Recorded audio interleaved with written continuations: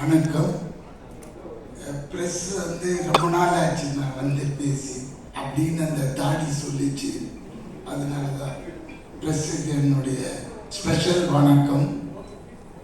ரெண்டாவது, இந்த படம் திடீர்னு என்ன பூரி சார் கூப்பிட்டாரு. திடீர்னு பூரி ஜெகநாத் நம்ம கேள்விப்பட்டிருக்கோம். ஏன்னா போக்கிரின்னு ஒரு படம் இன்றைய முதலமைச்சர் நடித்த ஒரு பிரம்மாண்டமான படம். அது ஞாபகம் வந்துச்சு. ஐயோ, அந்த டைரக்டரா போய் பார்த்தேன் அவன்ட்டு போய் பார்த்தேன். அதாவது சர்வசாதாரணமா இவ்வளோ பெரிய என் மேனேஜர் பில்டப் கொடுத்தார் அவரை பற்றி. அவர் எடுத்ததெல்லாம் மாஸ் கண்டென்ட். ஆக்டர்னா என்டிஆர் கொண்டு வந்தது அவர் தான். அப்புறம் இந்த கொண்டு வந்தார், அந்த ஹீரோ வந்த எல்லாரும் இவர் தான். என்னடா இது போய் அப்படி பார்த்தா அவ்வளோ ஒரு சாஃப்ட் நேச்சர் உள்ள ஒரு ஹியூமனை மீட் பண்ணுறேன் ஹைதராபாத். ரொம்ப ஹாப்பியாக இருந்தது. அவர் கூட டின்னர், அந்த டின்னர் சாப்பிடும்போதே என்னோட அந்த 10 நாள் வேலையை அப்படியே தூக்கி போடுறேன். ஒன்று ரொம்ப இன்ட்ரெஸ்டிங்காக இருக்குது சார். ரியலி இது வரைக்கும் நான் பண்ணாத ஒரு கேரக்டர். என்னன்னா, வித் யுவர் பர்மிஷன் கொஞ்சம் சொல்லாமா sir?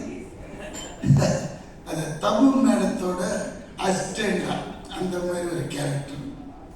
Okay, income tax officer மாதிரி. பட் அது பண்ணும்போது எனக்கு அவங்களோட ஒரு நட்பு தெரியுது. ஏன்னா அவங்கள நம்ம காதல் தேசத்தில் பார்த்தது. அந்த கிளிப்பிலே இருந்தோமா, எப்படா தப்பு காட்டுவாங்க. ஃபர்ஸ்ட் டேவே தப்பு கொடுத்தாங்க நம்மளுக்கு. ரொம்ப ஹாப்பியாக இருந்தது. பார்த்தா அன்னைக்கு மாதிரியே இருக்குது. என்னன்னா, இந்த ஃப்ராக் மட்டும் கொஞ்சம் பேண்டாக மாறிடுச்சு. அவ்வளோதானே தவிர்த்து என்ன ஒரு பெண்மையான அந்த தன்மையான பேச்சு அவங்க பேசினது இன்னும் கூட எனக்கு காதில் ஒழிச்சு வந்தோன்னு, ஹாய் ஒன்று நான் இதுக்கு முன்னாடி பார்த்துருக்கேனே. நான் அங்கேயே காலி நம்மள என்ன பார்த்தீங்க அப்படின்னு. இல்லை ஒன்று பார்த்துருக்கேன் அப்படின்னு போட்டாங்க. அதுலேயே காலி. இன்னும் ரொம்ப நெருங்கிட்டேன். பார்த்தா மத்தியானம் லஞ்சு வருது கேரியரில்.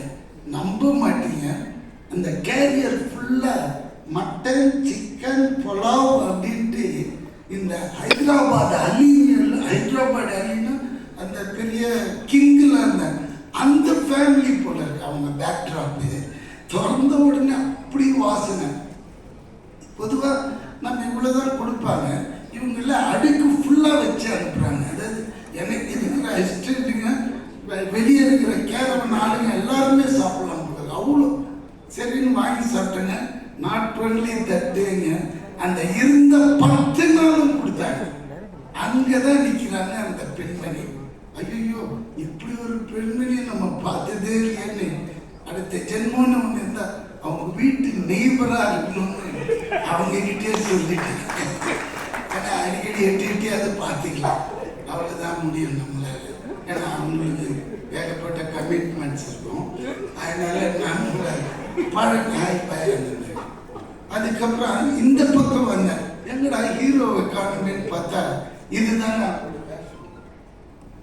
இந்த வேஷத்தோட கிட்டத்தட்ட ஒரு 100 பிச்சைக்காரங்களை ரெடி பண்ணிட்டாங்க.